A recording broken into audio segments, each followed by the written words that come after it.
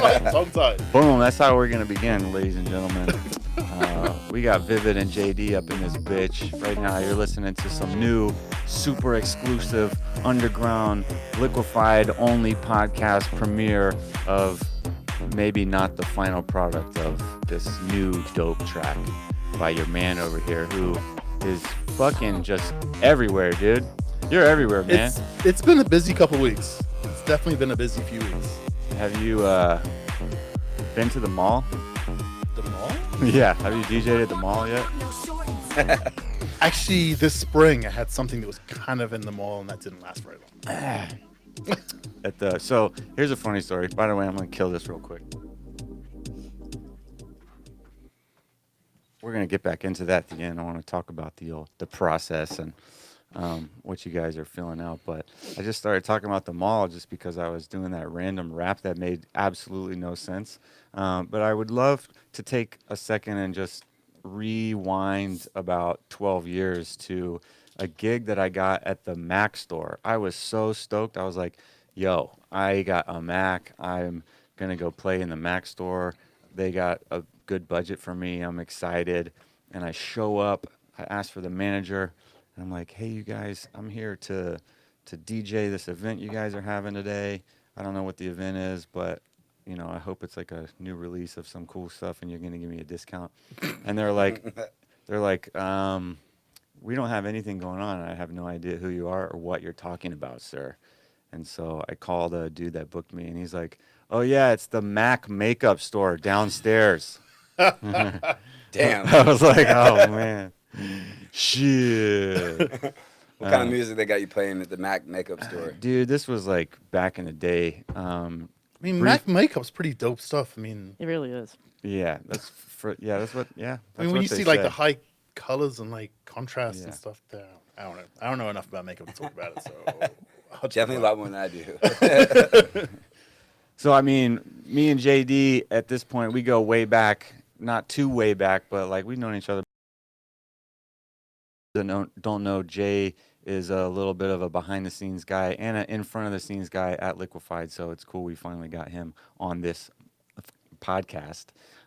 You guys all know, everybody knows Vivid, so I don't need to introduce him. If you listen to electronic dance music in Atlanta, you know who Vivid is, and he's right here. And I just realized, Jamie, are we good? You know, I just kind of jumped right in there. I trusted you at this point, and you got the red light on, and Vivid's face is in focus, looking fresh. And can you zoom in on him real quick? I like to try to make him nervous. no, that.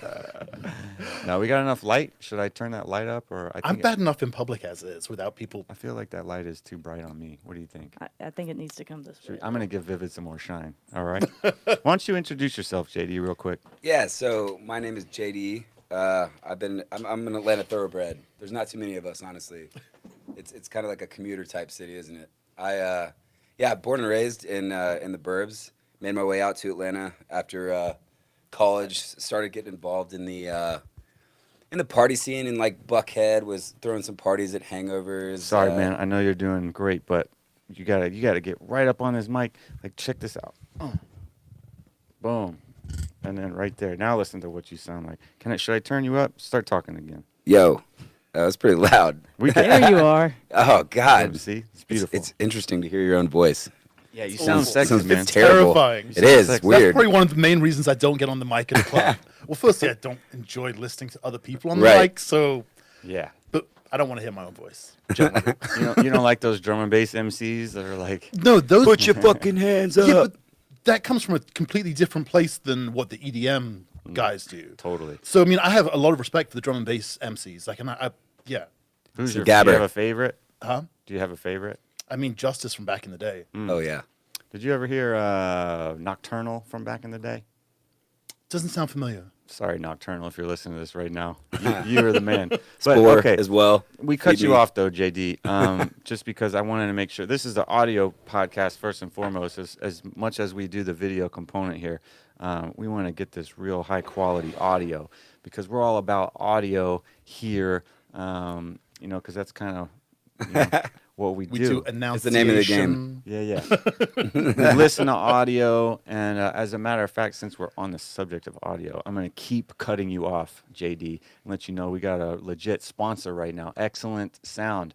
So if you type in on excellentsound.com the code word liquefied, you get 15% off of any sample packs they have on there. And they got lots of dope ones, from future house to deep house to bass house to everything that you want. And they're doing a Christmas sale right now, 50% off everything. And if you're out in Hollywood or LA and you just happen to be out there and you want to do a studio sesh, mention Liquified and they'll give you a discount.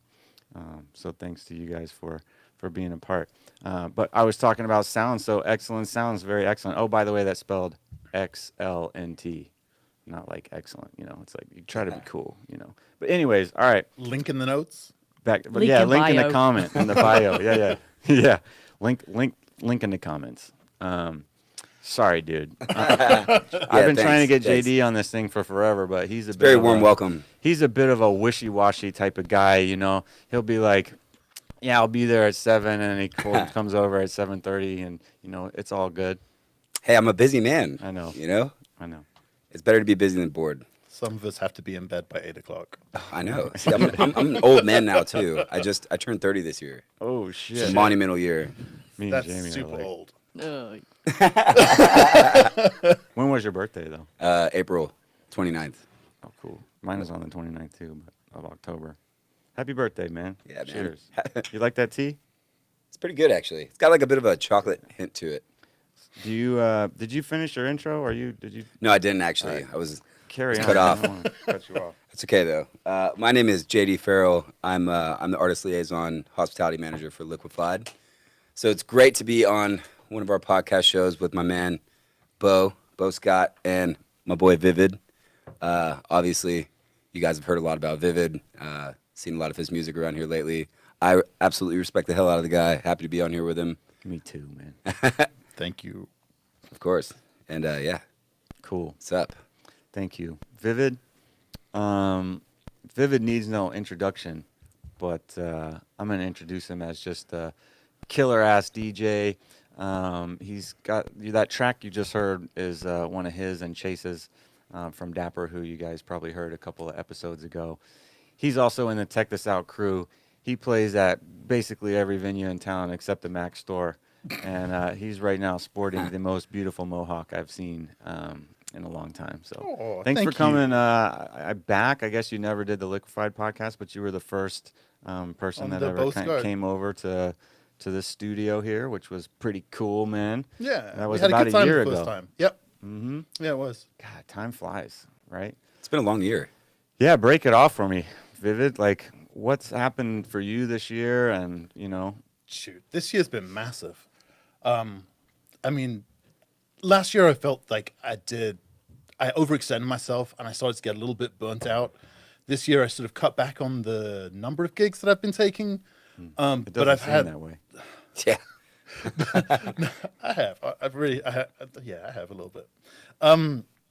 But all the ones that I've been taking have just been huge. I mean, whether it's been opening for Armin van Buren, or just some of the other sort of killer acts that we've had. Like, Did you go to that, Jamie? I did. Yeah. Jamie, That let me was, introduce Jamie. She was a great she show. goes to the shows. She knows what's up. She was actually at a Show ho. She's I've never heard that before. Yeah, she's a show ho. She actually was at my show on Saturday. Thank you for that. And she went to EDC Orlando. She was at the Amsterdam dance event.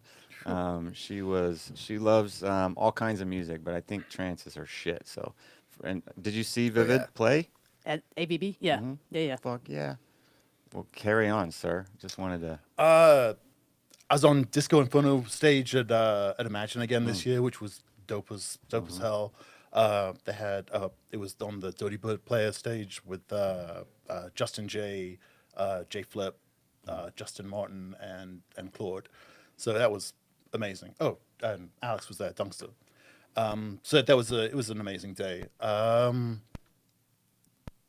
don't know. There's just been a lot of really great acts that I've played for this week. Maybe not this week. This year. This whole year. Yeah, sick, man. Keep it up. Yeah, I hear that tapping too. That doesn't go through in the actual video recording. I think it's whenever Vivid sits in that seat, there's like some weird like service kind of thing that goes in through there. So you might hear a pop, pop.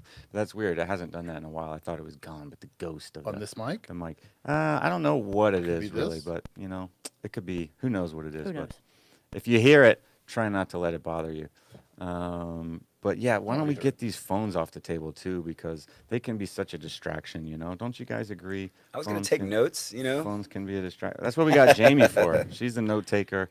Or you know what else actually works is pen and paper, which is kind of crazy because like when you're taking notes on pen and paper, it doesn't go check your fucking Facebook, check your Facebook. You know what I'm saying? Actually, I was recording the podcast so I could pre-release it. Oh shit, that would be the most dick move ever.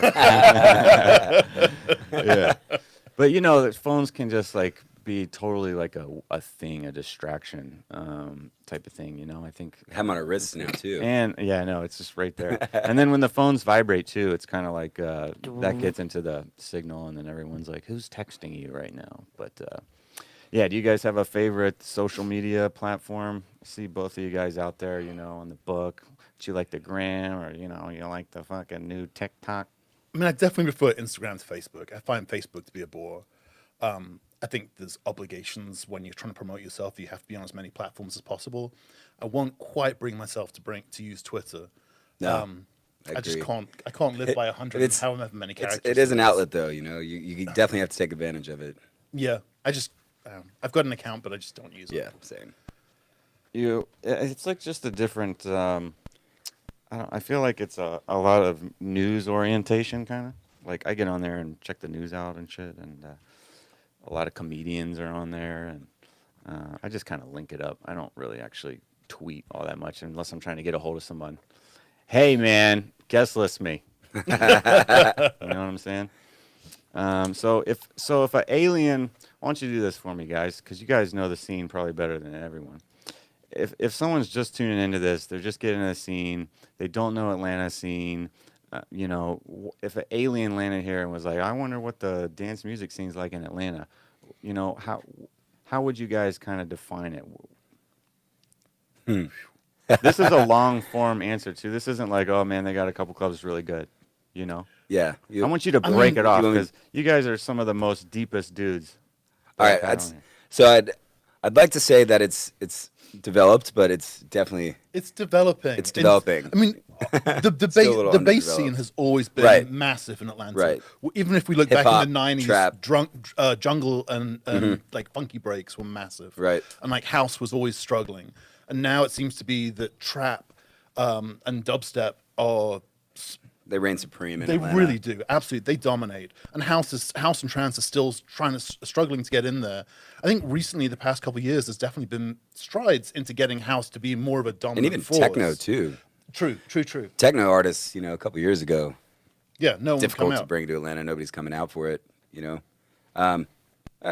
There's always been this sort of underground presence as well too in Atlanta, but I just don't think it's maybe it's not big enough at this point to really like support some of those larger techno acts, you know, because like they're quite expensive, quite the offering for that. So Also, Atlanta, while being a major city, it's definitely got its roots in sort of like rap and hip hop.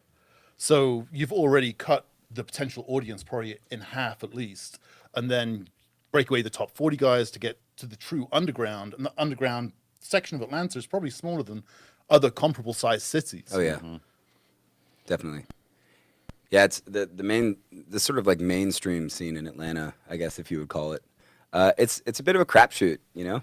Sometimes we'll have some artists in that, you know, obviously are bigger on the sort of tech house or techno or house side of things, which in Atlanta you wouldn't think would pull very well, but you know, you bring Green Velvet in or somebody along those lines, and you know, ticket sales will show. There's just tons of people that show up for it, whereas other artists, especially, you know, kind of on the techno side of things, are a little bit more difficult because they probably run about the same, but nonetheless, it just doesn't pull quite as big of a crowd in sort of the mainstream scene.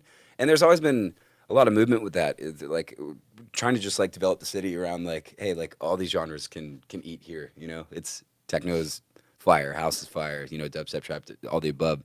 It's just more or less making it happen, which I guess is been kind of difficult. It has. I mean, you've seen some major techno acts come Yeah. through playing at really quite small venues or underselling the venues they are playing at, which is really upsetting, not only for the city, but also you don't want these major artists coming to our town playing for either in really small clubs or light crowds and then going away saying you don't want to play in Atlanta. Right. Or at this specific venue, you know. Right. Yeah. You know, yeah, whatever definitely. it may be. Which is, so it's like a double-edged sword. So why do you guys think that the trap and bass is dominating? Do you think that comes from the hip hop culture? Yeah, totally. I think it's just embedded in the roots and fabric of the city of Atlanta. I think it pulls from two areas. I think it pulls a little bit from the rap and hip hop culture. I think also you get a lot of kids who were into like heavy metal that want to then come into dance music, and suddenly they've got this headbanging sort of mosh pit style atmosphere with a slightly different music. So they're more likely to go for sort of the mosh and headbanging types of music, like the bass music. I think it kind of appeals to a bit of a younger crowd too. And I mean, when we were younger too, like coming up in the Atlanta scene, there was like the raves at like Kingdom Rave. Shout out to MJ. What's up, man? The raves out of the Quad on Spring Street, you know, just like it's just like a younger crowd, but it's like, yeah, I know, that's what I'm saying. But like, it feels like home almost, you know? So like, it's almost like embedded in the fabric of us as like adolescents, you know, coming up into the scene up to the point where, you know, when we're adults, this is still what we still identify with, you know? So I was actually away for the Quad year. So why don't you reminisce on that with me and just kind of reminisce on what that was like and where it started, where it was in its heyday, and then why it faded out. Oh man, I wasn't really so heavily enveloped in the scene at that point. I was more than just I wasn't much in with the I was an club scene. attendee, really. You know, I was just there for the party. So I can don't tell you, remember any of it then? I don't remember a lot of it. A lot of it, you know, there's some vague memories, but I mean, it was all pretty much the same. Just speed-filled rage, you know. It's just a wild fucking rave, you know. It's kind of everything you would anticipate out of like a wild ass dubstep show, you know, like. So was it mainly bass music then in there? Yeah, Yeah, definitely. predominantly. Is I that why don't Vivid even you think I weren't ever really saw a hanging out? techno or a house show there. Actually, you'd have to ask one of the guys that was doing them back then. But yeah, no, it was all like dubstep. Yeah, I don't recall Hardcore seeing, shit. like many housey acts come through. Nah. The Quad. Do you get down on any dubstep or trap? Do you have any artists that you're like, you know? Hell yeah. Honestly, Be honest. the only one who I've heard that I've really got into, I think Rod does some really cool shit. It's cool shit. I think Abe's pretty amazing. But as headliners go, What's So Not? Oh yeah. Because I felt like it was musical even when the bass came in. But some of the acts that are just breakdown that goes in some kind of melody that then drops into like some insane drop that has no relation to the breakdown, that kind of loses me. And I hate to say this, but I kind of get anxiety from dubstep. I can feel that too, actually. I I kind totally of get retreat that. into my shell, and I don't talk to anybody, and Yeah. I go into a corner, and then eventually I'll just like ghost out of whatever venue I'm in. Sorry, guys. It's definitely, you know, I definitely like all the genres, but dubstep is for sure the most offensive one of all of them. I don't know, man. Hardstyle it's Yeah. up there, dude. Hardstyle takes a beating on this podcast. If you've heard any of the other episodes, we don't really talk too good about it as much as, you know, every genre has its time and place. And if you like that, you know, that's cool, man. You know, that's great. But Oh, there's no bad music. All Like, even respect though- to yeah. all music. there is no bad music with the exception of like the happy hardcore house that we're just talking about. That can just live. The hardstyle shit is pretty hardcore, man. If you've ever been to a hardstyle rave too, you're just like, It's like what the fuck is going on, man? This kid's eyes are glued to the back of his I skull. don't know. When I first heard Happy Hardcore, I was like, I don't know. Did it make you happy? I kind of liked it a little bit. Yeah, you I like didn't those- hate it. you like now those- Gabber, on the other hand, I Gabber. can't take. And like that's like can't a fuck running with joke Gabber. with Tech This Out crew, and like anytime I get together in like a group chat of DJs playing somewhere, and everyone's like, "What style are we gonna play?" Gabber. I'm always gonna say, "Hey, let's play Gabber." You like those 155 BPM God. kick drums? I don't even have a All in Gabba a row. track. Yeah. I hear you what you're saying about the breakdowns that make no sense. It's like they remix some song and then it's like some girl singing and all of a sudden it drops into like another song that's just like, let's punch the wall real quick like 8 times. Right, and that's what I found refreshing about What's So Nut is there was a relation. It was really interesting and melodic throughout the music that he played, the set that he played. Yeah, I really dug what he played. Yeah, I think a lot of some of those like mainstream artists that are still playing that trap style music, like R.L. Grime and What's So Not, some of those other cats too. I mean, they still have that sort of melodic sound to their tracks, which I can definitely appreciate. There are some different styles of sort of trap and dubstep out there right now too that it just, I don't know, maybe it's not for everybody, but at the same ticket, people enjoy it. You know, no doubt, they love it. Yeah, I mean, keep doing it. I can't necessarily identify with it, but whatever. Keep doing you. You know. If 100%. I mean, just because it's not for me then. doesn't mean it's not for somebody. Oh, if yeah, it's for for somebody, sure. then you keep doing it. Definitely. What is for you, JD? I mean, you've seen so many artists at this point. You're there basically every night that Liquified books a show, and then like who do you really like look up to and want to see? Oh man, it's kind of a loaded question because I have so much respect for all the different genres as well. It's funny. I got into the scene under like the old school like Tiesto trance years. That's kind of what like got me into electronic music, and then it kind of developed a little bit into obviously like the house and the tech house and the techno side of things. But then the dubstep side of things just got dropped on my head when I was like 18, 19, getting into the Atlanta scene. So I'm honestly all around. I like it all. I would say that like when I'm DJing, and the type of music that I'm working on right now too, primarily tech, progressive house, tech house, kind of somewhere in that realm. I like some like bass techie type house as well, but I consider myself a house guy at this point. If I had to like identify like, I think when it and, comes like, to choose labels, one of the poles, I think we have too many labels Yeah. now. When it Oh comes yeah, to for music. sure. Like, just because somebody is a tech house DJ doesn't mean you can't play Oh, of course. like house or disco or some Trance or techno, whatever, right? And, Yeah. like mix it up, read the crowd, see what the crowd's feeling. I mean, that's part of what a DJ should do. And admittedly, sometimes the DJ is coming to see you, so you should have a style that they're expecting. But in the same breath, you've got to be diverse enough to be able to say, okay, I think that they want to hear this. Do you, when you Right. play Vivid, do you ever get out of house? And if it's ever not working, obviously it's always working when you're playing. But if it wasn't for some reason, would you ever switch it up and be like, all right, fine, you guys aren't dancing to house, I'm playing dubstep? Or is it just like you don't carry dubstep with you? Yeah, don't carry dubstep with me. That being said, I mean, I'll have anything from disco house to tech house, techno, progressive house, and trance.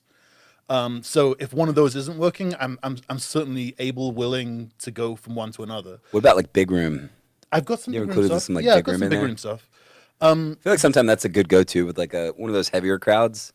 They can identify with like big room house more than they can with like tech house or techno or something or trance. But it also all depends what role you're playing. I mean, if you're in a room where it's just you and a bunch of locals and you're sort Right. of, you've got the ability to do exactly what you want. If you're opening for, let's say, a trance guy or somebody who's like Grum, who's like kind of on Progressive the deeper trance. side of, yeah. I mean, if you start playing like trance or I don't know, something that's just too high energy, it just ruins the night for everybody. When Grum comes on, it's just going to be, or whoever it is, the energy, he's going to have to work so hard to get the crowd back into a good vibe. So I think what you play really does depend on the situation, the room, and what else is going on in the night. You've got to look beyond your set and look at the benefit of the evening. Yeah. Why do you Agree. think, or not why, but what do you think it is about people in general that makes people like a particular genre of music over another one? Do you think they are genetically predisposed? Do you think they got into it because they were younger and that's what their friends were into? Or do you think that they're influenced from a person? Or like, where's that come from? Because people want to go in and they want to hear a specific thing and they won't really kind of get down unless that's being played. Because, I don't know, maybe they're like stubborn and don't accept other things, or they just doesn't connect with them. What is it about that? I think it's a combination of both, probably, right? Yeah, I Like think the ancient battle of nature versus nurture, Yeah, I think everybody's not maybe not necessarily so like predisposed to a certain sound, you know, maybe being able to create a certain sound. I'm not sure. I'm sure there's some sort of correlation there, but a lot of it is definitely social influence as well. I think also based in the town that you're in. I mean, if you start going out to clubs that play one style of music, then you're automatically going to start enjoying that kind of music. Right. Or you're kind of fucked at that point, you know? It's like, well, if I enjoy music at all, I'm going to have to go listen to this shit, whatever it is. So hopefully I can identify with it in some way, shape, or form.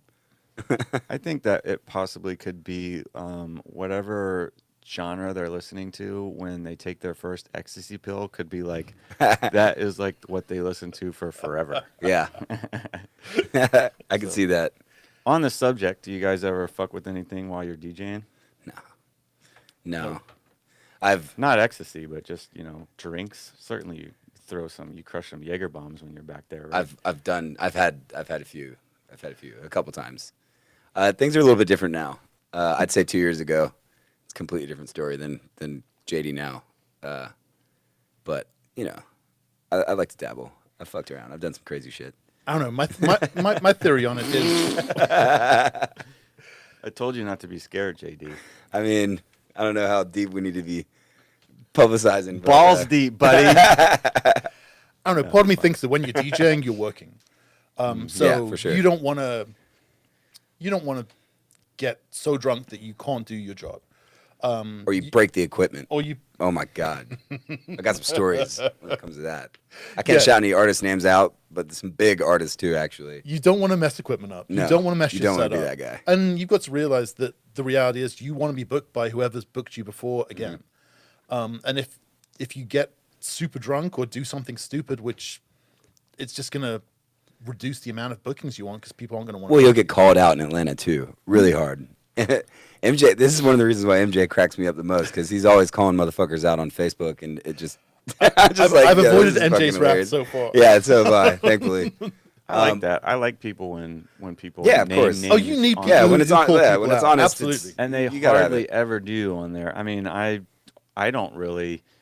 I get frustrated, and you say like, the the establishment or this like bigger thing, like like say you're mad at Chick-fil-A, like Chick-fil-A is so fucked up because like they blah blah blah, they gave me this sandwich, and it was like it didn't have any mustard on it, but like Popeyes. sometimes you want to like call out Jonathan at the cash register by name, and people aren't really doing that, and I'm always like, name names, put them on the Drop fucking 'em. steak, and I like to see that actually because I like for people to be held accountable. I think it depends on what it is, what it's for. If it's some petty And who it's nonsense. against. Yeah, if it's I petty mean- bullshit, keep it to yourself. But Right. if it's like something really serious, if somebody Right. like the Datsik issue as an example, we don't have to get into that obviously, but let's say something like that We happens, can, right? though. We Like totally can. no, no. Devin, if you're listening, I'm not talking about this.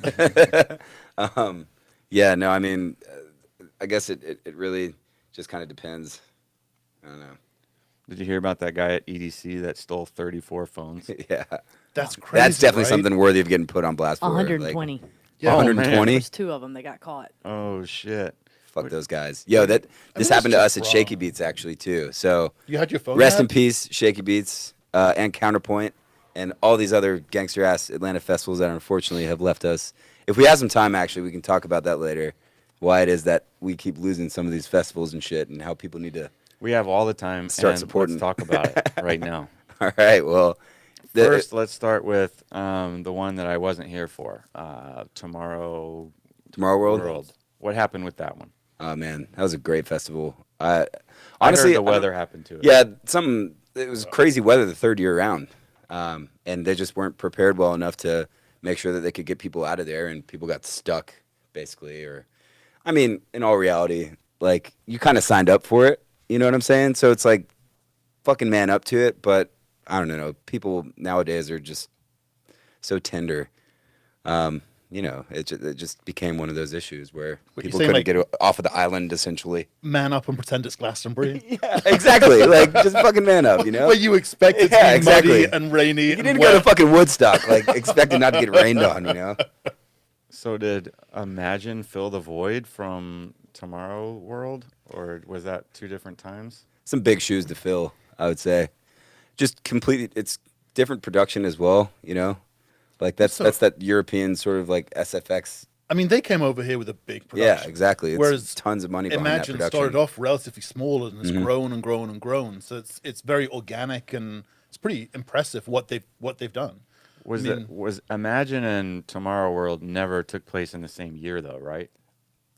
Ooh, yeah. Did it actually the first year? I want to say the first. I think it year. did. So I remember the first Imagine Fest was at was in the downtown or in the Inman Park area, right? Yeah, it was by Masquerade, right? Yeah. Like, is that Inman Park? Or is that Grant?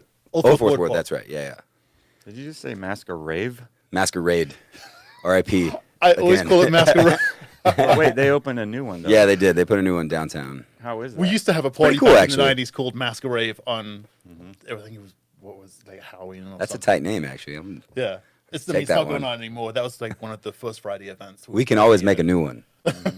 In San Diego, we had a place called Wave House that was amazing, right on the ocean. They had one of those like fake waves, and it was like they had a giant stage. And on Sundays, it was a rave house, and man, that was like game changer over there. And then we went too hard one year, and then the management was like, "We can't be that's how having it people goes. throwing up in the ocean." You know, like people were like pissing just standing Just on the in their dance floor. pants. Yeah, no, like, really. Like there was so many people there, you couldn't like get out to use the restroom. So people were just like, "I'm wearing a bathing suit. I'm just pissing right here. You know, fuck it." But there's no water. But Ooh, yeah, but it was cool. you stank. But anyways, we got a little off subject there. But yeah, festivals. Yeah. So who's leaving and who do we need to come in? Oh man. Why do we keep I losing Imagine's already festivals? stepped in. You know, I feel like they're doing a great job. I love those guys over there as well. Yep, You know, definitely. So is Shaky very Knees devoted to happening, their or is city. that gone too? I believe so. Shaky Knees and Shaky Boots. I think Yeah, they're Shaky bringing Boots back. is- yeah, Shaky Boots? Is that a country one? Yeah. exactly. Oh shit! Yeah. I didn't even know. So they had it a couple years back, and then I think they pulled that one, and then they stuck with Shaky Beats, and then I guess ticket sales, ticket numbers were too far down last year. That's the thing about Atlanta, man, is people they complain about shit, and then it's gone, and then they're super upset about it, and it's like, Yep. well, it's because you fucking complained about it and you didn't show up. That's what you gotta do. Support your scene. Tame Impala is one of my favorite bands, and I noticed last year they played, or this year actually, they played here in Atlanta, which was like one of like Yeah, amazing. their only Music's show or so some good. shit. I only saw them play a few shows, and one of them was here, which was really exciting to see. But I think the scene here is a night and day from 10 years ago. Oh yeah. I left and then came back, obviously, and man, it's like it's blowing up. How would you describe the different crowds at the different venues you play at? They're so different, I feel like. They definitely are. I mean, I guess you've got Ravine that has a bit more of I'm not gonna say a mainstream crowd, but like definitely a dress up, a professional Yeah. crowd. You've got District, which definitely has a bit more of like sort of like slightly older but more ravery crowd. Also, some of that hybrid as well. You do, There's a yeah. little bit of a hybrid at District as well. And then Believe definitely caters a little bit more to the younger crowd who's still sort of getting into the scene. But yeah, they all definitely have very, very different vibes. Yeah, not as many people smoke anymore, which is Oh, thank God. Oh, thank God, which is great for all of us. Yo, I'm I'm not guilty. hating on that. Honestly, I'm guilty. When I get drunk too, God forbid I get drunk. If I do, I'll start smoking. I just got can't something fucking help for you, myself, man. By the but- way, remind me after the show. I got something sweet for you. Oh yeah, Yeah, I like the sound of this. yeah. You're gonna like it. It's not free though. I'm gonna try to sell you on it. Oh. It's cool though. It's cool. No, I kind of cut you off. So like we got, a bunch of different crowds. And why do you think it is that those crowds remain in those places? Why don't they hop around? Oh, maybe I guess because they like their own scene. It's kind of the same way I that think you. a little Same bit reason of you. location. Yeah. Well, also it's like your home base. Like I think Yeah. that people can identify with that. Like some people choose like District or Iris or I'm sorry, Believe or Ravine like as their sort of like home base or. I mean, I get it. I get it. I think that now we spread the talent enough across the city where it can kind of broaden people's horizons to like where they want to go, and like what show they're going to see. It's great. It's a great problem to have. It's like, oh, tonight we have like Sonny Fodera and Gareth Emery and like Green Velvet. all in the some same nights, place, and we're like, some week. This fuck past yeah. weekend, we had like the most amazing set of Yeah. talent come through Atlanta. Yeah, I mean, dude. from Griffin, RL Grime, Right. to Fucking Volak, the Volak, Phlegmatic Dogs. right? Fucking crazy. and dude. Audion. I mean, it was an absolutely stacked weekend. Yeah. It was insane. I love those dogs music, man. That shit is like, I feel Yeah, like there's some cool dudes, man. people don't even know about that. You know, if you're listening to this and you see someone on Liquified's calendar, just go listen to what they're doing because chances are they're great. It's probably pretty cool. Yeah. Yep. You know, like definitely listen in. How was your show at Odyssey? Did I say that right? Odyssey. I think it's Audion. Audion. Yeah. Yeah.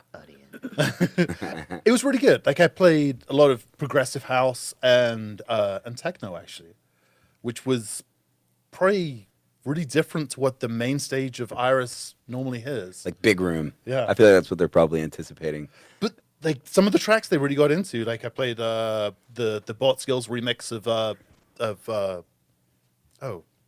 Universal. Oh shoot! Now I can't even remember the name of the song. Everyone's Oh, laughing. Universal Nation, which is like an old school trance song, like a top 10 like old school classic trance song. And Bot Skills just did a remix of it. It's absolutely banging, and everyone got into that. So yeah, it was really surprising to see everyone get into sort of the harder, more minimal stuff. So it was good because you don't often expect to see that sort of at Believe. You more expect to play sort of more of the mainstream kind of more melodic and sort of jumpy type music. But with Audion playing, like I figured that I could probably go a bit deeper and a bit harder. Yeah. And He's got that Anjuna in him, you know. It's fun. It's interesting. Did he play more like a big room type set, or was it more kind of trancey? it was a bit of both. I mean, it Yeah. was definitely a bit. I mean, he's definitely leaning more to the big room Yeah. sort of festival type sound, and he's been going that way for a couple of years now. But We've been talking about that lately too, like that big room sound. You know, like it was so huge, like 2011, 2013, like massive years. It's like Avicii at his prime. You know, some of that big room talent. I mean, obviously, it's still a genre that thrives, and I'm curious, like, what do you guys' take on it? Do you listen to big room really anymore yourselves? I follow it obviously because we bring big room artists in quite often. To you know? me, I am one of those like pretentious, like the second that shit gets played on the radio, I'm like, that song, I don't want to listen to it. You know, I want to hear that shit that no one's heard before. I want to discover Underground. I want to discover the new cool shit. I want to be a fucking trendsetter and pave the way and educate. So when I hear Big Room now, it's like that's just radio Turn pop off. music to me. But honestly, Yeah. as a DJ, that's what you should want to do. Yeah, you should want exactly. to dig, to dive, to educate. Yeah, you've got to play a couple tracks here and there that everyone knows that will get them singing along. But part of what you do should be to expose people to music that they haven't heard before, which I think is really cool when you see DJs doing it. And to be honest, I get a little bored when I hear like a house DJ coming and just playing sort of Same top old 10 shit. tracks of the last Yeah. 2-3 years. I'm just like, wait. I know you have IDs that I've never heard of and couldn't even get my hands on for probably like the next 6 months to a year. Play those. A lot of those guys are still doing this today. You know, like some of the biggest artists out there. Not gonna name any names, obviously, but I've had tons of guys come in just like, Wait, we just talked about naming names. No. bro. you're not gonna get them from I think me. we just I'm not a decided fucking that- sellout. Let that one be for the record. No fucking selling out over here. But seriously, some of these guys will still come in and play tracks from like 10 years ago, 9 years ago, like old Hardwell songs and shit like that. Which I vibed to back then. And But it's to be like honest, shit, man. it's I've heard okay. this set 100 Like, times from like Play all one these of big room them. artists. Yeah, Play one of them it's as great. like a retro track that's going to make everyone be like, oh, I remember this track like back in the day. But to play a whole set of them, it's Right. just like, Like come on. who I look up to in that regard is Alesso, right? Because Alesso's always had that like big room sound, but he's still relevant as fuck, and his music is great. You know, he's an Yeah. incredible producer too, and all the Swedish House Mafia guys too. Like that style of like big room, I always could get down with. And Unless Avicii they too, played a obviously, really too. good set at man. Oh yeah, he's fucking great. He's got a new track out right now. I think it's called In the Middle. Fucking awesome. It's a banger. It's like a deep house banger. You dig that shit. Check it out. But you know, like those guys are still stepping up the game and changing that portion of the scene, and like, they're growing on it. Whereas a lot of those guys are like still stuck in the past of like, oh, these are the songs that we were playing, you know, at like Tomorrowland 2012, and I'm just gonna like stick with the same set because people were jumping back then, and there's no like dynamicness at all like in this scene, you know. So we're just gonna stick to the same shit, To and what am I even talking about right now? Jesus. I was gonna say, to argue in those guys' court, I guess you could say, if sometimes you get to a point in your life where you can just coast, you know, and they're like, hey, I'm still making these checks. These songs are still fine to me. You know, I don't have to put much effort in it. I'm getting a lot out of it still. And then you just kind of see that. You see that happen in the bands and stuff too, you know, like quality you just don't really takes need a dive. to make music anymore. You can just tour on the old shit that you've done. Yeah, exactly. So it's kind of like, how I respect the hustle. yeah, You know? but at the same time too, I hear what you're saying. Yeah. Like, those guys will just, live in that kind of bubble, whereas guys like Alesso, I guess, are trying to kind of push the envelope in that sound a little bit more. And also, I mean, I've always said that I'll quit DJing when I don't find it fun anymore. Yeah. I think that if you're just playing the same tracks or like top 10 hits from the last however many years, then to me, it seems like you're not having fun anymore. Right. And if you're not having any fun anymore, I'm You're not like, why are having you fun doing until it? those G's are rolling in. Exactly. Right, exactly. But then I question the whole thing. It's like, yeah, you're doing it just to make the money, just to make the big paycheck. Okay, I mean, I guess I kind of understand that, but whether I 100% respect it or not is a different thing. I kind of wonder about that with people who are really good at marketing too. I wonder, like, they say they love it because they're really good at it, and I kind of wonder, like, would you still love it if you weren't crushing it, like, and making money off of it? I don't know. Maybe. I don't know. I personally hate the marketing side of the DJ. Marketing sucks. That's why I like when we started talking about Facebook and Instagram and social media. It's kind of this necessary evil. It's an absolute necessity Yep. these days, especially if you're trying to appeal to younger audiences. Like, if you're not on social media, then you might as well just not exist to them. But it's the bane of my life. Like, I'd far rather just spend my time on Ableton or digging for new music or doing something else that is music related, but not social media.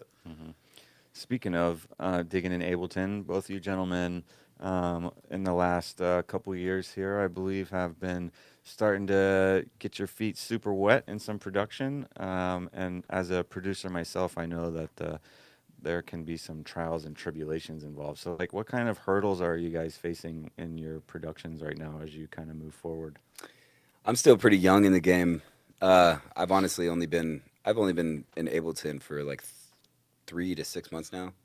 Shit, honestly, I can't even keep track of it. I'm so goddamn busy lately. But yeah, I mean, I'd say arrangement right now is probably one of my biggest hurdles. Like, I went through some courses in sound design.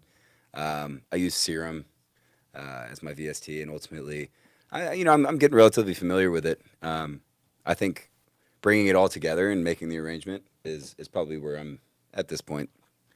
Kind of putting the main focus on, because you can create some badass sound, but if you can't arrange it, then fuck it. I can relate. Viv? I mean, I think for me, it's definitely sort of the melody aspect of it. I mean, like, making a good beat and having something that's nice and driving, I mean, that's I think relatively comprehensive. But when it gets time to making a melody and making sure that all the different elements are in key, that becomes a little more taxing to somebody who hasn't had like sort of an actual music sort of theory background, and is doing everything by ear and trying to figure out how to convert what sounds good to your ear into like a keyboard or something that you're not familiar with. And I definitely still struggle with that. Totally. Well, I'm going to give you a pro tip right now and really super help you out on that regard. 2 things you can do about that. Number 1, you just mentioned all of your track being in key. There is an amazing plugin that just came out a couple months ago called Mixed in Key Studio Edition.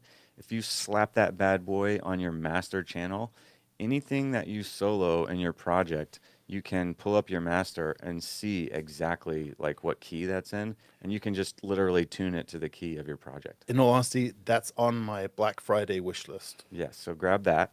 And then as far as your melodies go, they have a suite of plugins that help your melody, which is cool. You can definitely use those by the same manufacturer, Captain plugins. But with you doing house music, tech house, deep house mainly, right? Yep. The number one thing I could say for making melodies is confidence and just believing that it's cool. Because a lot of times you'll make something and you'll have to like second guess it. But if whatever comes to your head, like music. So if you just have a kick drum and some like drum loops going, you can. It's really, honestly, really easy to make a bass line. Some bass lines are so simple and they're just really catchy, and you can just make one right off the top of your dome on the keys. And I'm telling you, if you just believe that you have it in you, your shit will be just fine.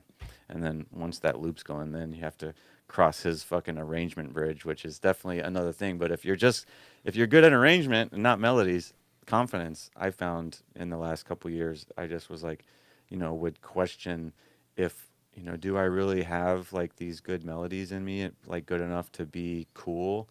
And the answer is yeah, definitely. Just go for it, finish the track and move on to the next. And the melody will be there. It'll be stuck in your head. And, you don't need a big complex melody and deep in tech house, really.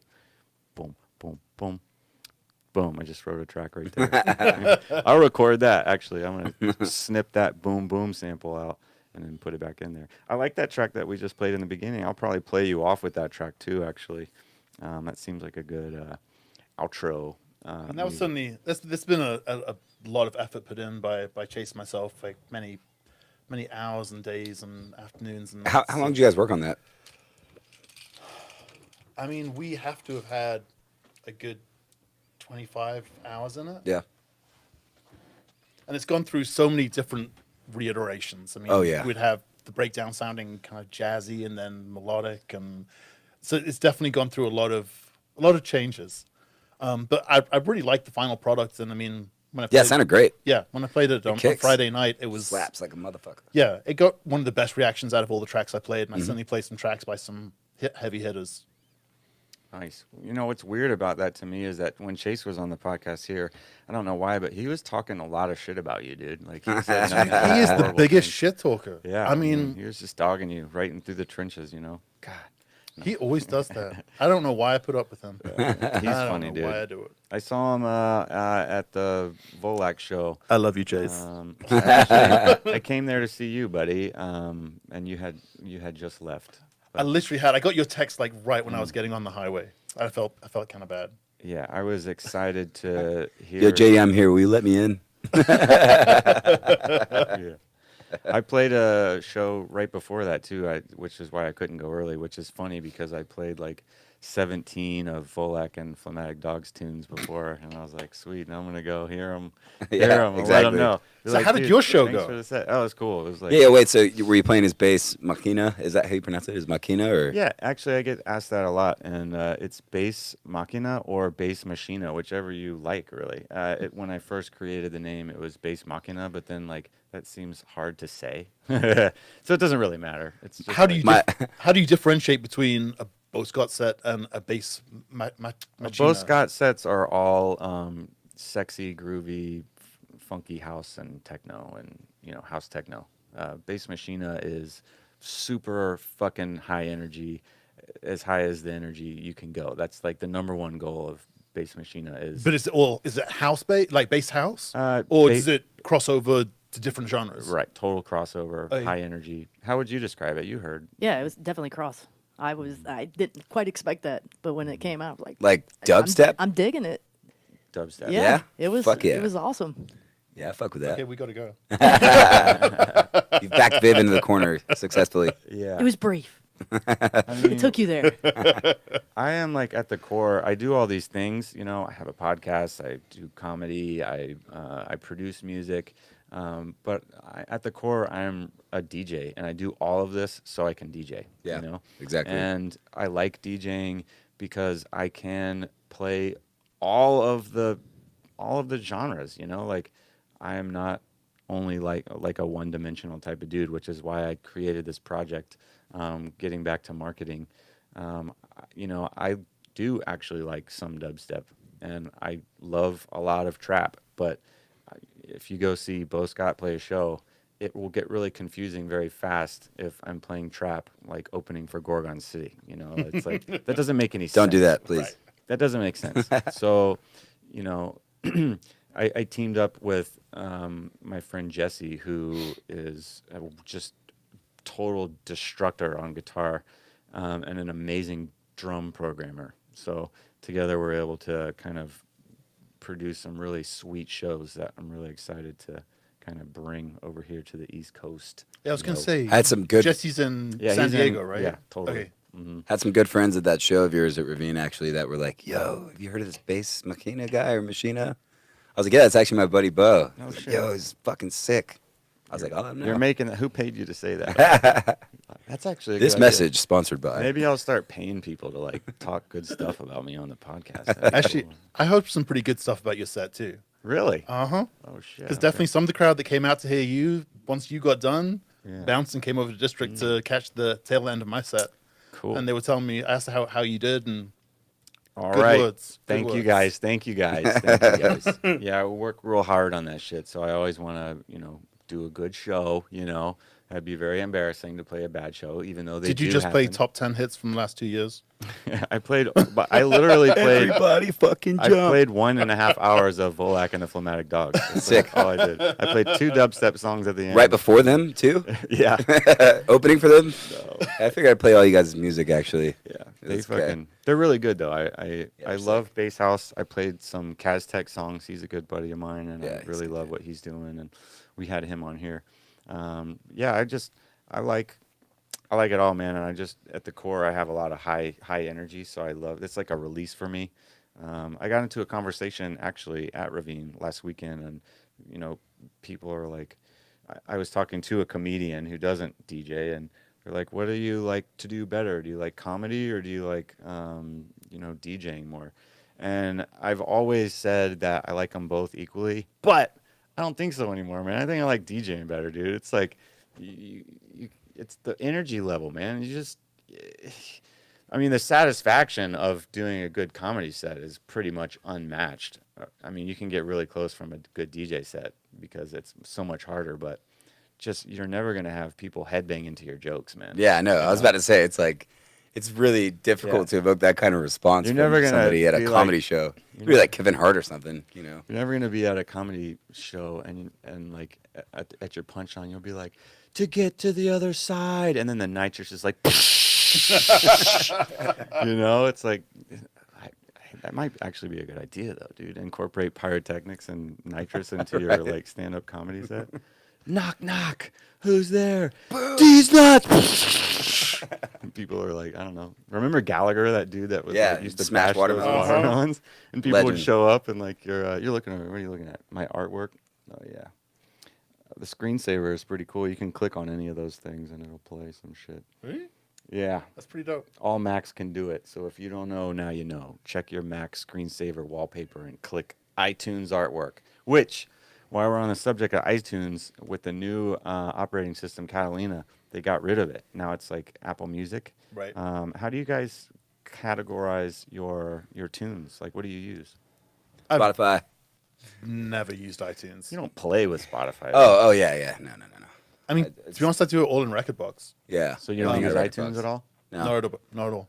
All for you too? You just Yeah. all Rekordbox? Yeah, Rekordbox. Do you have your files inside of like folders and then Rekordbox looks at them, or just it's all your main library is just all in Rekordbox? I've got multiple different folders and libraries inside my Rekordbox. Like Every Rekordbox sub- playlist that I have is a folder on my hard drive. So on my folder structure on my hard drive, I'll make the playlist first and then import it into Rekordbox as that playlist. Gotcha. And I'll do that for every playlist. Every playlist has its own dedicated folder on my hard drive.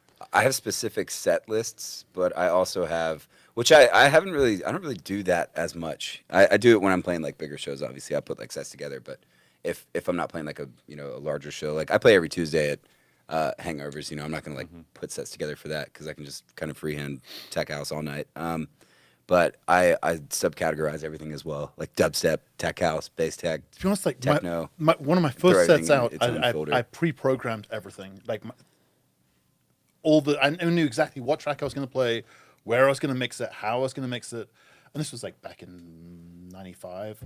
And then I went out and did the set. It was on vinyl, obviously, and I completely and utterly fucked it up. Like I didn't hit any of the right cues. I didn't, and after that, I was just like, I am never, ever, ever making a playlist again. I'm always gonna wing it, play what I feel like I'm gonna play. So even now, like I'll have a folder that I'll put together of stuff that I think I might want to play, but I'll never have anything that's completely pre-programmed or something that says, yeah, this is my set for the night. Yeah. Do you have combos? Occasionally, but it will be one of those things that if I do a mix for the first time and it sounds good, I'll remember that, and then if I come to play that song again, Just go back to that mix. Yeah, I'll I go do the back to same that thing. mix. Yeah. But it's not something that's predetermined. Do you really remember it though every time? Yeah, because some of them are Yeah. good. Yeah, some of them are pretty fucking good. I mean, when I say a mix is good, it's usually because it's a mashup. Either the lyrics sound really good layered on top of each other, or I'll be able to cut the bass out of one and get the bass of the other track going in. So it's not like a really short sort of like 32 beat mix. I mean, it'll be a straight up mashup of the two songs, and I'll be like, yeah, that's dope. I put my tracks in Camelot Wheel as well, just for better sort of key organization. Oh yeah, of course. Yeah. So out The of basics. everyone who's coming through district that you see, are there any guys that are not playing CDJs? Yeah, you get the occasional like Yottos and some of the progressive house and techno guys that want to play with like some Allen and Heath or like old school sort of. Well, actually, I mean they're not old school. They're just different. It's a different kind of controller, you know. A little bit more control on the highs with one of those types of controllers. I mean, other than that though, there's not really too much of a difference between that. Most and the people are CDJ. using the CDJs. Like pretty much everybody's occasionally using the CDJ. somebody's bringing in the native instrument. What are they called? Like X1s. Mm-hmm. But for Yeah, predominantly, that's 196 or whatever the newer predominantly one is it's as well. just a straight up Pioneer setup, and then occasionally the mixer will get swapped out to the Allen Heath Zone 1 or Sometimes Model 1 or the Zone 96. Sometimes they'll have like one Technic as well. So like, God, what's his name? Uzi. Uzi. You know Uzi? Yeah. Yeah, he's cool as shit, by the way, too. Shout out to that motherfucker. He actually programmed his own visuals into his sound as well. So he plays out of a Technic, and it also like controls his visuals somehow. I don't really know how he would like wire something Like like a that, vinyl but turntable. yeah, He has his I mean, his videos visuals. on a vinyl Yeah, he's got his turntable. visuals tuned to it as well. It's pretty cool. Whoa. Yeah. So some guys will like. He's probably using some like guys will have some Serato like or pretty something intricate. with some controller vinyl that Yeah. also has some visuals attached to the. Yeah, he's not the only one that audio. does it. A couple of other guys do it as well. Some guys will bring like some interesting like sort of rigs in, but for the most part, everybody's using Pioneer. I like it that way personally. Yeah, I do too. To It's be honest, like it an makes it industry standard. So you know? much easier when there's an industry Yeah. standard, everyone knows exactly what they're going to play on. And I've had this discussion like with so many people. Like there are so many different brands that make excellent equipment. Denon as Yeah, well. there's no Who argument. laid back Luke like he Denon probably refuses to makes play on better anything but equipment that. than the Pioneer stuff. Native Uh-oh, Instruments. shots also- fired. They're paying Luke a lot. Oh yeah, of course. I can only imagine. And they tried for Tiesto, but he went back to Pioneer. He couldn't do it. Yeah. But I mean, just having a standard set of equipment that everyone knows how to use, there's definitely benefit to that. So I mean, I'm definitely all for an industry standard. I don't really care what the industry standard is because generally mixing is mixing, Yeah. and if you have to get used to a different piece of hardware, so be it. But having one piece of hardware that you know is going to be there is definitely beneficial to the night, to the club, to the music, to the DJ, to everything. Yeah. So when you played this weekend, multiple shows, if there was a pie graph for the percentage of music that you played within the last 6 months versus the last 10 years, where's that line? Today, like of the past couple of weekends, Yeah, like how much new shit are you playing versus like old stuff? I would say 90% of what I'm playing is a month or two old. So It's less than 2 months. A couple, like I would say, the other 10%. It would probably be back to about March of this year. I don't think I played anything older than March of this year on any of my recent gigs. What are your outlets for finding your music? I mean, probably just Beatport. Inside secrets. No, I mean, yeah, Beatport. Track Source. Spotify, like release radars Yeah. and Come on, Discover man. Weekly. This is like why people tune in and listen to this Liquified podcast. They want to know your secret vault, the place that you go that no one else can get to for your music. SoundCloud's got good playlists as well. Everyone has access to the Yeah. same stuff. It's just Nah. whether you're willing to spend the time to dig. I've had a couple podcasts where these dudes be dropping some knowledge on us, yo. Go back and listen. Mixcloud, Beatport, Spotify, SoundCloud. I'd say Spotify for me, honestly, is probably one of the biggest because they've got the release radar and the Discover Weekly shit that they put together for you. It makes it easy just to keep track with the artists that you like and like artists that are relative to them. And I just literally can scroll through those lists and like pick tracks that I enjoy. I get all my stuff from those dudes downtown selling mixtapes on the street. Hell yeah. That's how it used to be, though. Break me off, dog. That's how it used to be. So Beatport, would you say is your biggest one? Yeah, definitely. So why the new? No, I'm not knocking you. I'm just like honestly curious. Why is 90% or more of your sets new? Is that because you feel like that's what's keeping you interested, or the crowd needs to hear that, or you, I mean, don't think the older music is working anymore? No, it's purely because I feel that part of what a DJ's job to do is to educate and to educate and bring new music to the crowd. And Did I mean, you guys know that the federal Congress is voting on marijuana legalization next week? they should. I mean, it's bloody ridiculous. Legalize it. They should. America. Absolutely. It's retarded. It's ridiculous. Anyways, I cut you off. I don't know why I cut you off. Carry on. What was it? Where were we at? Your job as a DJ. Oh, yeah.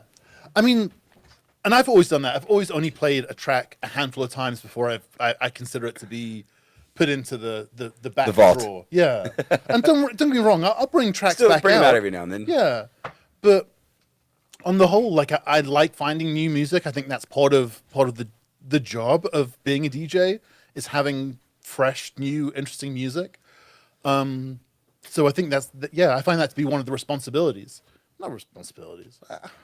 Kind of. Yeah. What about vocal, non-vocal, like in your sets? What do you have like a? heard one of my sets? Yeah, I have, of I course. feel like I'm trying to if pick this 90% apart. of my The tracks people need to don't know. have a vocal. Like, how many songs have I actually played? I don't know. The people need to know. At Odyssey, I probably played a few tracks that didn't have any vocals. But at District on Friday night, there probably wasn't one track that didn't have some kind of a vocal. Right. Like, yeah. Yeah. I mean, it doesn't have to be like some soulful, like, kind of full out song, even though I love that too. It could just be a song that at the drop it goes, bass. There's your vocal, bitches. I can't listen to music that doesn't have words in it. Okay. 1, 2, 3. Drop it. Jump. 1, 2, 3, jump. I'm kind of over that one personally. Yeah. I've heard that a few That's times. why I get on the mic. Yeah, of course. Yeah. I mean, also, I think that's also when, if you have a song that doesn't have any lyrics, you can have a folder that's full of acapellas. You can just pick an acapella, layer it over whatever song you're playing to, again, make a mashup of your own, like, music. Not your own, but sort of make music as you're going. Mm-hmm. So you're making it interesting, you're making it new, you're making it yours. Do you do that in Ableton? Do you like make your own mashups and stuff like that? No. I'm curious about that too. Actually, where do you Where do I where do you get post my- your mixes out of? Do you do it out of Recordbox or do you do it out of Wait, how do you Ableton? mean? Like the mixes that you post on your SoundCloud and Spotify page. Do you do How it out of- do I record them? Yeah, you're doing it out I've of got Ableton a- or Recordbox. Or... I've got a Tascam DL40. Oh, nice. So you're actually doing it directly out of the mixer. Yeah. Nice. Did you guys know there is a app called DJM-REC, and it's $5 made by Pioneer, and you just plug your phone into the top of the DJM 900 Nexus, and not only can you record your set directly in 96K, you can also live stream that shit if you want. Legit. Just be super careful of the levels. Yeah, true. She does Red not line have that much shit. tolerance. That is true though. Yeah. Anyways, yeah. Levels are very. To be honest, that's why I like the Tascam DR40. It will record. It will record 4 channels of audio, and you can set it up so that 2 channels are the master and 2 channels are the built-in mics, or you can use those second 2 channels to duplicate the master at like -6 dB. So you can make sure you're never gonna like have something that comes out distorted and clipped. Yeah. Oh no, I mean obviously if you really crush it, You then could get the crowd on that too, which is something I don't think the Pioneer one can do. Have you actually used the Pioneer one? No, before? I haven't. I haven't used the Pioneer before, and I've only ever used the Tascam to have the 2 masters and then the second 2 masters with -6 dB. I saw you posting about that new XDJ XZ or some shit. Yeah, so I've got the RX2, and I've tried to, yeah, exactly. Is that the one or the, yeah, either way. I mean, they're pretty much the exact I same like thing. this anyway. thing. It's so cute and tiny and little. It's for the hotels. True. You can actually, you can record out of the RX2 as well. The sound quality is kind of shit. That's why I was curious what you actually use for yours. Well, I mean, I know I've got a Nexus 2 setup. It's not horrible. Yeah. It's not horrible. Coming out of that. Yeah, I mean, it's There's okay. settings. Yeah, it's just I fucked around with it for a little bit, but then I was like, yeah. But that's like my at-home controller. But I've got the warranty on it actually, and it's the left jog wheel got fucked up somehow. It's like kind of sticking. Like the GC Pro coverage, or like the actual like warranty through Pioneer. Like the warranty through Pioneer. Okay. And yeah, so I can literally I just returned it actually, and I think I'm just gonna take the credit and get that XZ. I don't know if you guys have seen that, the XCJ XZ. I have. Yeah. I saw the Pretty post fucking that you sick, made, dude. but I haven't. Yeah, I mean it's like that much. perfect, like at home, like personal controller. I mean, shit, you could honestly, you could probably bring anything to the club too if you wanted to. Not that I ever would, but you know. I was about to say don't. Yeah, fuck that. Yeah, don't ever bring your own. That's one thing to note for everybody as well. Do not ever bring your own controller to the club, unless you're like a Serato DJ. Obviously, like bring your laptop, you know. But And again, it's not because any piece of equipment is crap. no, It's purely for having the industry standard, having smooth switchovers from one DJ to another, and there's nothing worse than trying to swap gear over and somebody accidentally Mid-set. yanks out the wrong chord. And I know it doesn't happen often, but even if it happens once in 100 shows, that's too many. Okay, that's my rant for standardized equipment. we've had openers. We've had openers bring in like tractor controllers with them before. You know, like little at-home sort of mini controllers. And I'm just like, oh god, this is You just never know. Please don't do this. Don't do this. When to me. you I mean, to be honest, I had that. No, I won't go into that 'cause I'm not going to call somebody out. We're not meaning to trash people. That's not my cup of tea by any means. But no, I had somebody accidentally take a. it definitely says trash people in your cup of tea. it literally in my cup of tea it says you should trash these fucking people. They took a Cat 5 out of one of the CDJs, so one of the CDJs was unlinked. Oh wow. And I mean, that's just like a little thing. Admittedly, it's no big deal. Like, I got another cable in there. Eventually, I mean, not eventually, but a couple minutes later, another cable was brought and we hooked it up and it was all good. But it's just one of those things that if you're swapping out wires in and out, things can go wrong. And it's nobody's fault. It's just, Life. yeah. Yeah. Murphy's Law. What's So the let's worst? eliminate. What's the biggest failure you've ever had as a DJ? This is for both of you guys. Even though JD's perfect. Yeah, sure. The biggest failure. I mean, like, I don't know whether it's a failure of mine but playing on vinyl, somebody bumps into the table where the actual table where the That's where a the fail. turntables are on. That's a DJ fail. But it's not Yeah. your fault. It doesn't have to be your fault. You I never- mean, shoot, I was at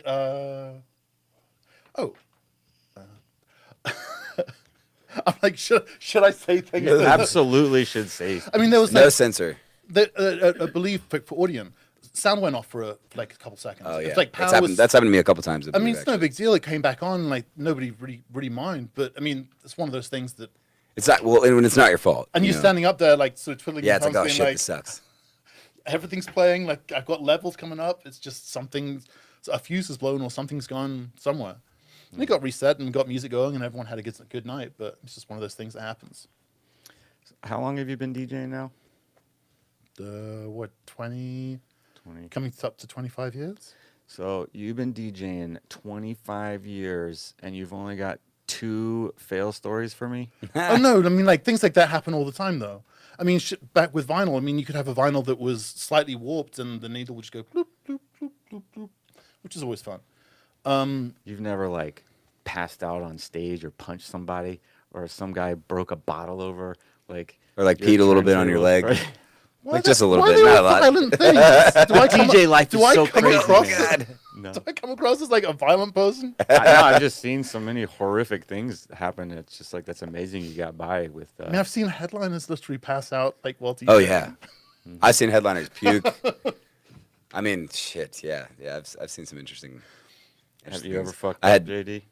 I mean, I haven't personally fucked up. I'm too young into The game. the mixed game, you know, to really have like too many big fuck ups at this point. I just, I've hit stop on the wrong Knock CDJ on wood. once. Yes. yeah, that's probably one of the bigger, probably more Was common alcohol issues involved nowadays. at the time? No. Oh, one beer. What's your like perfect threshold for like your wheelhouse of alcohol and DJing? I mean, generally I don't drink, but if I'm going to be drinking, like maybe 1 to 2 beers an hour.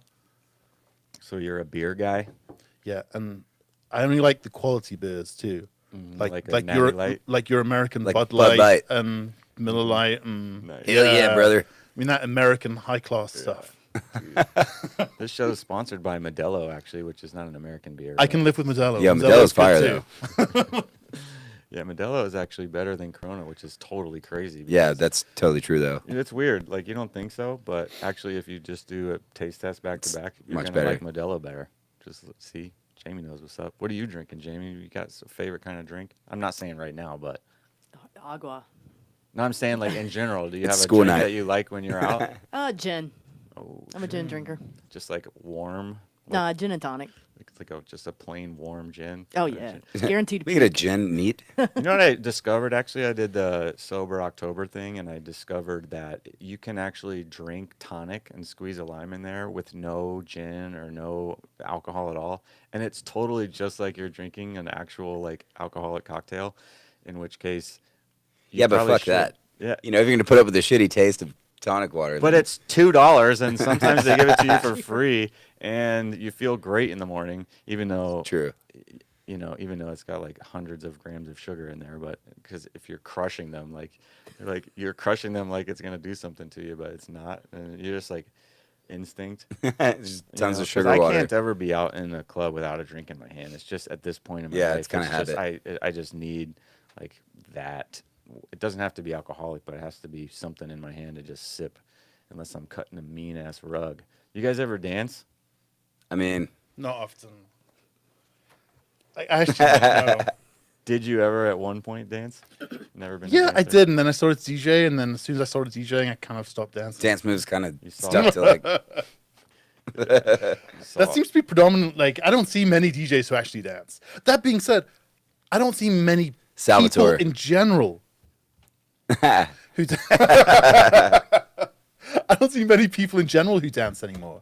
I mean, yeah, you may have somebody who's like shaking their hips and like pumping their fist, but I mean, I guess you have the shufflers yeah, that dance. not many like break dancers. huh? Not like it used to be where you'd have like dance circles forming and everyone would like want their own little area.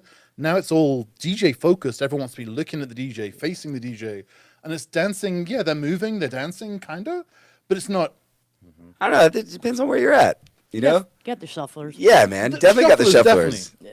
But That's- yeah, he said that. But that's sort of like the rarity and not the norm anymore. Whereas before, like back in the 90s, it's it used either to be shuffling like or break headbanging. dancers. everyone was dancing Yeah. everywhere. Like, yeah, you'd occasionally look up to the DJ when you heard something that was super cool, but yeah, I mean, most of the time you're just getting into the beat and like having fun and dancing with your friends. Yeah. Yeah, I think I want to bring breaks back actually, because I was talking to DJ Huda Hoodia on here about that. Like, Dan he's is super nice. Yeah, Yeah. and he just big breaks head like myself. That's how I. Yo, got I into fuck with the music. breaks. Yo, Prospa. You ever heard of Prospa? Yo. Oh, why All am I right. not Yo, knowing? write that down, everybody. Prospa. Prospa. Sick on the breakbeat shit. Yeah. Yeah. Shout out to Breakbeats. Yeah, he was just saying kind of like the clubs, like the actual club owners didn't really want these people like breaking in there, and so I guess they. What? Yeah, I don't know. That's kind of Fuck you, bro. You can't tell me what kind of music I want to play in your club. Yeah, you got your promoters, your club owners. I mean, it's all gotta kind I of. mean, you've got everyone who's got slightly different motivations. Yeah. Yeah, it's definitely a scene. How's your memory after these years? Is it good? Sorry, what was that? Your memory? What? Your memory? I don't know what Say that it. is. Your memory. My mummy? Yeah, your memory. It's impacted, but still relatively okay at times. I asked because we were talking about that and about the big room and whatnot, and how much music you play that's in the past and how much is new. And I realized when I I can hear songs in my head, and I know I want to play that song, but a big problem I have is being able to type in and figure out what it is. Like, I forget the names and artists of a lot of songs because a lot of it's just like really obscure, like underground, whatever. And I even find myself having to pull up SoundCloud sometimes and actually Shazam my own mixes from things that I've posted because I'm also going through music at a super high volume. But what I can say is that, you know, one of the benefits of actually being like an older, like more experienced DJ is that if you have your organization kind of correct, you can still kind of pull up and access those songs as tools to work in some kind of show because all the shows are kind of To be honest, what I normally do is the first month that I have a playlist, I'll keep everything on it. Then once it gets to a certain age, I'll go through it again and I'll thin it out. I'll be like, yeah, this track kind of okay, blah blah blah. So, and I'll do that every few months for each playlist until if a playlist gets to be a couple years old, I can merge a few playlists together and suddenly I've got sort of like Right. my great, not Totally. not great Grandmaster hits, but like the playlist. tracks that I really dug of that period. Yeah. So I'm always whittling down and sort of saying, well, yeah, this track's okay. This track is definitely going to be a classic that I'm going to want to hear again. And so I'm constantly reducing the number of songs as the playlists get older. That way, when I go to access a playlist from a few years ago, it will be, I'll have the selection of the tracks that I'm looking for that I want to find. Mm-hmm. Yeah. I am going to have to edit out this part because Do you don't just have a mute button? no, it's fine. Hang on. I got so baked. Because I am high as a fucking kite.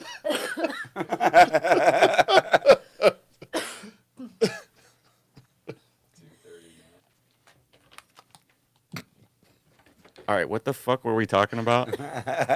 Something really important. Playlists. Old tracks. How do you Playlist. find old tracks? Yeah. All right. Well.